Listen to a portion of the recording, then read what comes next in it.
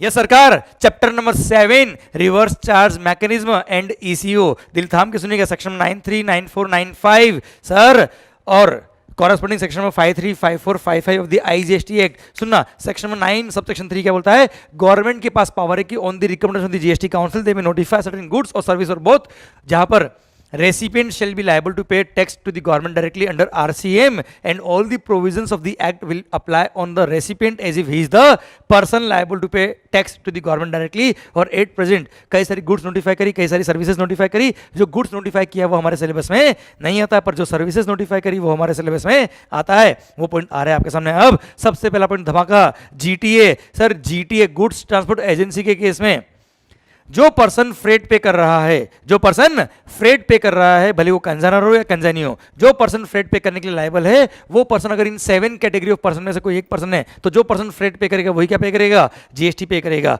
सुनना बच्चों ध्यान से, जो पर्सन फ्रेट पे करेगा वही क्या पे करेगा? जीएसटी पे करेगा। वो 7 लोग कौन कौन से? First, registered factory under factories act, society registered in societies act, cooperative society, partnership form whether registered not including AOP, body corporate, sir casual taxable person और any other person who is registered in GST. अगर ये 7 category of person है जो freight पे करा तो वही tax पे करेगा अंडर रिवर्स चार्ज मैकेनिज्म।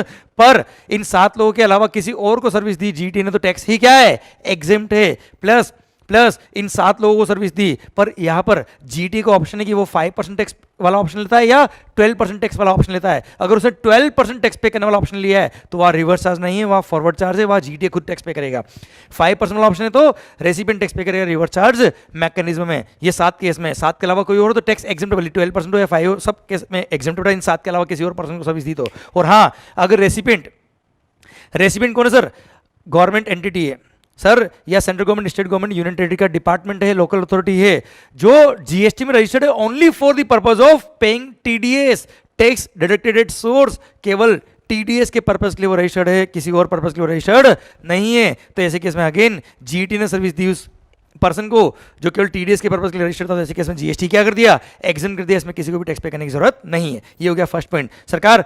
अच्छा ध्यान रखना, जो रेसिपिएंट 7 लोग मैंने आपको बताया वो टैक्स पे करेंगे रिवर्स चार्ज में अगर 5% वाला ऑप्शन लिया तो, पर ये 7% should be located in taxable territory. Okay. Second, sponsorship services provided to a body corporate और पार्टनरशिप फर्म, तो ऐसे केस में जो बॉडी कॉर्पोरेट या पार्टनरशिप फर्म जो स्पॉन्सर होता है वो टैक्स पे, वो रेसिपिएंट होता है, वो लायबल होगा टैक्स पे करने के लिए रिवर्स चार्ज मैकेनिज्म में, दैट बॉडी कॉर्पोरेट और partnership firm located in taxable territory. Okay सरकार।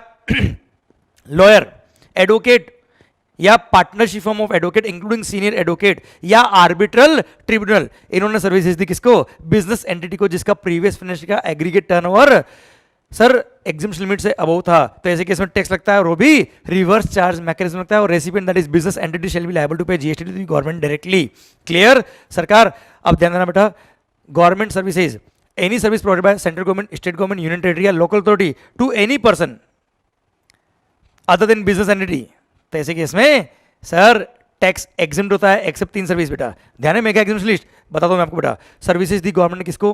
किसी भी पर्सन को। कौन सी सर्विसेज? 4 केस में टैक्स लगता है बेटा। Any service provided by central government, state government, union territory, local authority are exempt from GST except following 4। इन 4 केस में टैक्स लगता है। कौन कौन सी बेटा? Sir services by way of department post, services provided by department of post by way of speed post, express parcel post, life insurance और agency services to any person other than central government, state government और union territory. बेटा second, sir transport of goods और passenger की services. Third, sir service in relation to vessel या aircraft. और fourth जो point है वहां पे रिवर्स चार्ज है। फोर्थ है क्या? एनी अदर सर्विस, इन 3 के अलावा कोई भी other service to business entity, वहां टैक्स लगेगा और वो भी रिवर्स चार्ज में लगेगा। पर ऊपर वाली 3 सर्विस में रिवर्स चार्ज नहीं है। पर फोर्थ वाले केस में any service to business entity tax लगेगा, वो भी रिवर्स चार्ज में लगेगा। पर वहां पे भी एक एक्सेप्शन है, क्या? Renting of immovable property. बेटा renting of immovable property to business entity tax तो लगेगा, पर वहां रिवर्स चार्ज नहीं है। पर वहां पे भी रिवर्स चार्ज लग जाएगा अगर वो recipient business entity is registered in GST. अगर रेसिपिएंट जो बिजनेस एंटिटी है वो अगर जीएसटी में रजिस्टर्ड है तो रेंटिंग ऑफ इमूवेबल प्रॉपर्टी के केस में भी रिवर्स चार्ज लगेगा और रेसिपिएंट लायबल होगा टैक्स पे करने के लिए under reverse charge mechanism. Okay सरकार। बिजनेस कॉरेस्पॉन्डेंट का जो एजेंट होता है बेटा, एजेंट ने सर्विसेज दी बिजनेस कॉरेस्पॉन्डेंट को, तो बिजनेस कॉरेस्पॉन्डेंट लायबल होगा रिवर्स चार्ज मैकेनिज्म में टैक्स पे करने के लिए। बिजनेस फैसिलिटेटर ने सर्विस दी बैंकिंग कंपनी को या फाइनेंशियल इंस्टीट्यूशन को, तो ऐसे केस में बिजनेस फैसिलिटेटर ने जो अपना फीस चार्ज किया होगा उसके लिए बैंकिंग कंपनी लायबल है टैक्स पे करने के लिए रिवर्स चार्ज मैकेनिज्म में। Then sir RBI, sir Reserve Bank of India, RBI के अगर आप सर आरबीआई ने एक बॉडी बनाई बेटा, overseeing committee. Overseeing committee of RBI के अगर आप मेंबर हो, आपको जो फीस मिला है उस फीस के लिए आरबीआई लायबल होगा रिवर्स चार्ज मैकेनिज्म में। Services provided bye members of the overseeing committee case में आरबीआई लायबल होगा रिवर्स चार्ज मैकेनिज्म में। Okay sir, DSA direct selling agent, direct selling agent. Sir सुनना बच्चों ध्यान से, इंडिविजुअल डायरेक्ट सेलिंग एजेंट जो होता है ना डीएसए बेटा, जो लोन वगैरह बेचते हैं, तो इंडिविजुअल डायरेक्ट सेलिंग एजेंट के केस में उन्होंने सर्विस दी किसको? बैंकिंग कंपनी फाइनेंशियल इंस्टीट्यूशन को, इंक्लूडिंग एनबीएफसी को। तो ऐसे केस में that banking company financial institution including NBFC shall be liable to pay GST to the government directly. पर वो जो डायरेक्ट सेलिंग एजेंट है that should be an individual. वो क्या होना चाहिए बेटा? इंडिविजुअल डायरेक्ट सेलिंग एजेंट होना चाहिए, अदर देन बॉडी कॉर्पोरेट या अदर देन पार्टनरशिप फर्म बेटा। हाँ है ना बच्चों? क्लियर? तो ऐसे केस में रिवर्स चार्ज मैकेनिज्म में बैंकिंग कंपनी टैक्स पे करेगा रिवर्स चार्ज मैकेनिज्म में बेटा। ओके सरकार देन बताती है क्या सर, बिल्डर प्रमोटर वाला, अगर सोसाइटी ने या किसी भी पर्सन ने डेवलपमेंट राइट ट्रांसफर किए, transfer of development right including floor space index, including additional floor space index transfer किया है, तो ऐसे केस में रिवर्स चार्ज मैकेनिज्म में प्रमोटर लायबल होगा टैक्स पे करने के लिए। देन सर सोसाइटी ने किसी भी पर्सन ने लॉन्ग टर्म लीज पे प्लॉट दिया है 30 years and more than 30 years के लिए प्लॉट दिया कंस्ट्रक्शन सर्विसेज के लिए, किसको? बिल्डर को, प्रमोटर को। तो ऐसे केस में जो अपफ्रंट अमाउंट पे करेगा बिल्डर, भले वो in the form of construction service करे या मनी में करे या पीरियडिकली पेमेंट कर रहा है, तो उस पर भी अगेन रिवर्स चार्ज मैकेनिज्म में प्रमोटर लायबल होगा टैक्स पे करने के लिए बच्चों। अरे क्लियर? देन आता है क्या sir, original literary, dramatic, musical और artistic work. Sir copyright, copyright in case of original literary, dramatic, musical और आर्टिस्टिक वर्क के केस में जो पब्लिशर है, म्यूजिक कंपनी है, कंपोजर है, वो लायबल होगा टैक्स पे करने के लिए। पब्लिशर लायबल होगा टैक्स पे करने के लिए रिवर्स चार्ज मैकेनिज्म में, जो भी रॉयल्टी उसने दिया है किसको? ऑथर को, म्यूजिशियन को, आर्टिस्ट को बेटा। क्लियर? पर ऑथर के केस में, पब्लिशर के केस में एक अमेंडमेंट किया था लास्ट टाइम, और वहां बोल दिया क्या, ऑथर के केस में ऑप्शन दे दिया ऑथर को कि वो चाहे तो फॉरवर्ड चार्ज मैकेनिज्म में खुद टैक्स पे कर दे, और सर उसका जुरिस्डिक्शनल जो कमिश्नर है उसको एक प्रिस्क्राइब फॉर्म में इंटीमेशन दे दे कि साहब डिक्लेरेशन दे दे कि मैं फॉरवर्ड चार्ज में खुद टैक्स पे करूंगा, और जो इनवॉइस रेज करेगा उसमें भी डिक्लेरेशन देगा कि मैं इसमें फॉरवर्ड चार्ज में खुद टैक्स पे कर रहा हूं, रिवर्स चार्ज में पब्लिशर लायबल नहीं होगा बेटा। हाँ है ना? तो ऐसे केस में केवल और केवल ऑथर के केस में आ रहा है माहौल मंगल, क्लियर? पब्लिशर लायबल नहीं होगा, अदरवाइज रिवर्स चार्ज में पब्लिशर लायबल होगा बेटा। अरे clear? Okay sir, insurance agent के केस में इंश्योरेंस कंपनी लायबल होगी। अरे रिकवरी इंश्योरेंस एजेंट जो सर्विस देता है, कमीशन मिलता है बेटा, कमीशन पे इंश्योरेंस कंपनी खुद टैक्स पे करेगी। Then banking company financial institution including NBFC के रिकवरी एजेंट, गुंडे वसूली भाई को जो वसूली के लिए कमीशन मिलता है, उस कमीशन पे banking company financial institution including NBFC tax पे करेगा, क्योंकि साहब रिकवरी एजेंट से टैक्स रिकवर करना बहुत मुश्किल होगा। 2 ऑफिसर जीएसटी ऑफिसर उनसे रिकवरी करने के वापस आए नहीं बेटा। क्लियर? इसलिए इसमें रिवर्स चार्ज लिया है। माहौल सर देन पुट आता है क्या, security services, supply of security personnel services to a body corporate, to any person who is registered in GST. I repeat sir, security services कौन सी? Supply of security personnel to any person who is registered in GST. तो ऐसे case में reverse charge mechanism लगेगा, और recipient जो registered GST में वो टैक्स पे करेगा, पर जो सिक्योरिटी सर्विस दे रहा है that person should not be a body corporate. अगर वो खुद बॉडी कॉर्पोरेट है तो खुद टैक्स पे करेगा, वहां रिवर्स चार्ज नहीं है। और हाँ, यहाँ 2 एक्सेप्शन दिए, अगर रेसिपिएंट रजिस्टर्ड है जीएसटी में तो रेसिपिएंट टैक्स पे करेगा, पर 2 एक्सेप्शन है। फर्स्ट, अगर recipient registered under section number 10, मतलब उसने कंपोजिशन स्कीम ली हुई है, तो ऐसे केस में वैसे भी छोटा डीलर है बेटा, रिवर्स चार्ज नहीं लगाएंगे, उसमें फॉरवर्ड चार्ज लगेगा। सेकंड, अगर recipient central government, state government, union territory या लोकल अथॉरिटी का डिपार्टमेंट है, या लोकल अथॉरिटी है, या गवर्नमेंटल एजेंसी जो जीएसटी में रजिस्टर्ड है only for the purpose of deducting TDS under GST, और किसी और पर्पस के लिए अगर वो रजिस्टर्ड नहीं है, तो ऐसे केस में अगेन वहाँ रिवर्स चार्ज नहीं है। सिक्योरिटी सर्विस के केस में फॉरवर्ड चार्ज लगेगा बच्चों। क्लियर? देन आता है क्या point sir, renting of motor vehicle. बच्चों ध्यान रखना, इसकी लैंग्वेज चेंज करिए। भी अमेंडमेंट हुआ है नवंबर 20 के लिए, जुलाई 20 में लैंग्वेज अलग थी, नवंबर 20 में लैंग्वेज चेंज करिए, पर दोनों का मीनिंग एक ही बच्चों। जो लैंग्वेज चेंज करी वो क्लेरिफिकेटरी नेचर का चेंज किया बेटा, सर्कुलर भी दिया डिपार्टमेंट ने, और उसने साफ साफ कह दिया क्या, जो पहले वाली लैंग्वेज थी उसमें कुछ कंफ्यूजन थे, इंडस्ट्री में डिस्प्यूट थे, इसलिए हमने नई लैंग्वेज चेंज करी, और रेट्रोस्पेक्टिवली एप्लीकेबल है बेटा। तो सुनना बच्चों ध्यान से, renting of motor vehicle design to carry passengers, जहाँ पे cost of fuel is included in the cost of the in the charges charge by that renting वाला पर्सन। वापस बोलता हूँ बेटा, रेंटिंग ऑफ मोटर व्हीकल, और मोटर व्हीकल कौन से? Which are design to transport passengers, जिसमें कॉस्ट ऑफ फ्यूल भी चार्जेस में इंक्लूड किया हुआ उसने बेटा। तो ऐसे केस में ये सर्विसेज दी किसने? Any person other then body corporate ने। किसको दी है? बॉडी कॉर्पोरेट को दी है। मतलब रेसिपिएंट अगर बॉडी कॉर्पोरेट है और supplier of renting of motor vehicle service वाला पर्सन बॉडी कॉर्पोरेट नहीं है, तो ऐसे केस में रिवर्स चार्ज लगेगा। पर अगर उसने अगेन 12% टैक्स पे करने वाला ऑप्शन ले लिया रेंटिंग को मोटर व्हीकल सर्विस प्रोवाइड करने वाले पर्सन ने, तो रिवर्स चार्ज नहीं है, फॉरवर्ड चार्ज लग जाएगा। सर रेंटिंग को मोटर व्हीकल में भी 5% और 12% दो रेट है बेटा, या तो हो सकता है रेंटिंग को मोटर व्हीकल सर्विस देने वाला रजिस्टर्ड ही नहीं है, या उसने 5% टैक्स पे करने वाला ऑप्शन लिया तो रिवर्स चार्ज लगेगा अगर रेसिपिएंट बॉडी कॉर्पोरेट है तो बेटा। क्लियर? और 12% वाला ऑप्शन लिया तो हमेशा फॉरवर्ड चार्ज लगेगा, रिवर्स चार्ज नहीं लगेगा। वापस बोलता बेटा मैं, supplier should be any person other then body corporate, recipient should be body corporate, और सप्लायर ने 12% जीएसटी पे करने वाला ऑप्शन नहीं लिया है। सीजीएसटी 6%, एजीएसटी 6%, आईजीएसटी तो 12% वाला ऑप्शन नहीं लिया है, तो रिवर्स चार्ज है और रेसिपिएंट लायबल होगा बॉडी कॉर्पोरेट टैक्स पे करने के लिए under reverse charge mechanism. Okay, then आता है क्या, सिक्योरिटी लेंडिंग सर्विसेज। माहौल सरकार सिक्योरिटी लेंडिंग सर्विसेज के केस में जिसने सिक्योरिटी लैंड करी है उसने लैंडिंग फी चार्ज किया है बोरोवर से बेटा, तो बोरोवर क्या करेगा, लैंडिंग फी पे करेगा, उस लैंडिंग फी पे जीएसटी पे करेगा, reverse charge mechanism to the government directly under RCM to the government बेटा। हाँ है ना? तो सर जो बोरोवर होगा सिक्योरिटी का वो टैक्स पे करेगा अंडर आरसीएम। क्लियर? पक्का बच्चों? डन। ये सिक्योरिटी लैंडिंग सर्विस भी खत्म होता है अब। अरे सर कोई पॉइंट बचा तो नहीं भी? मेरे ख्याल से कोई बचा नहीं है, देख लेता हूँ फिर भी मैं। हाँ, अरे आप किसी कंपनी के डायरेक्टर हो या बॉडी कॉर्पोरेट बेटा, इन case of services provided by director of a company और बॉडी कॉर्पोरेट, तो ऐसे केस में कंपनी या बॉडी कॉर्पोरेट लायबल होगा टैक्स पे करने के लिए under reverse charge mechanism. Clear? Bharat माता की जय। सारे पॉइंट खत्म होते हैं। अब सुना बच्चों ध्यान से, अब 2 पॉइंट एक्स्ट्रा है आईजीएसटी में। आईजीएसटी में ये सारे पॉइंट तो ही है, प्लस सेक्शन 53 में 2 पॉइंट और एक्स्ट्रा नोटिफाइड है। First, import of services case में सप्लायर ऑफ सर्विस अगर आउट ऑफ इंडिया है, रेसिडेंट इंडिया में है, प्लेस सप्लाई इंडिया है, तो इंपोर्ट ऑफ सर्विस के केस में importer shall be liable to pay GST to the government directly under RCM except OIDR service बेटा।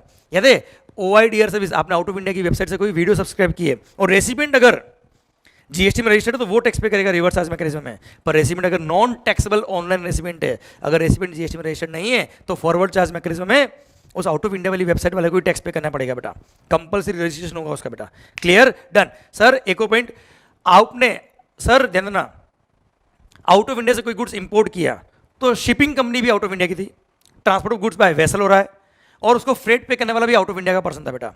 तो सर्विसेज प्रोवाइड करी किसने? शिपिंग कंपनी ने, transport of goods by vessel from outside India, और वो company भी बाहर की थी बेटा, और रेसिपिएंट ऑफ सर्विस भी कहा था, नॉन टैक्सेबल टेरिटरी का था, फ्रेट भी उस रेसिपिएंट ने पे किया।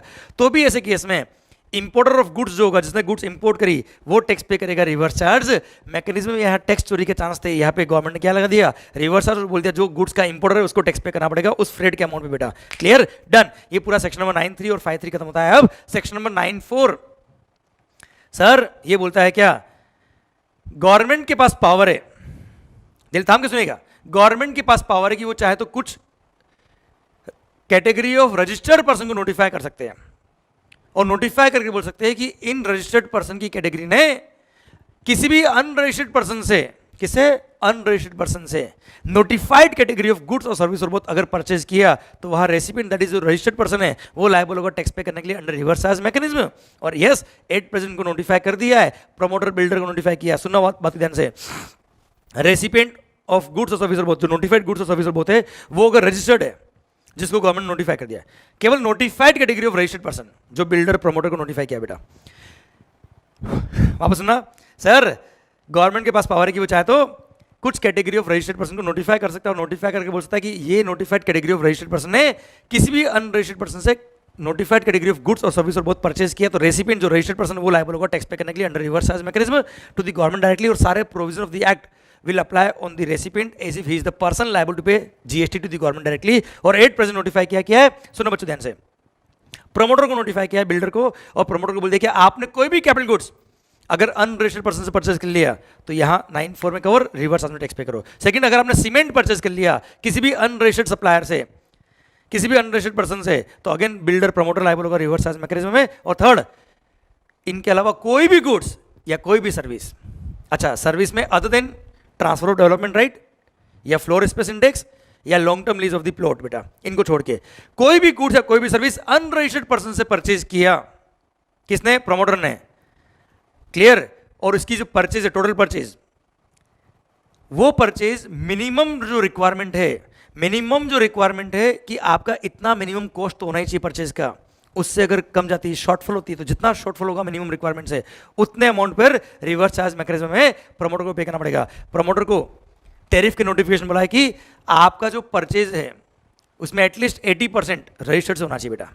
अब 80% से कम उसने अगर रजिस्टर से परचेज किया तो जितना शॉर्टफॉल हो रहा है गुड्स और सर्विसेज का बेटा 80% से कम में, क्लियर, उतने शॉर्टफॉल पे बिल्डर प्रमोटर को टैक्स पे करना पड़ेगा under reverse charge mechanism sir, क्योंकि 80% मिनिमम उसका रजिस्टर्ड से परचेज होना चाहिए था बेटा।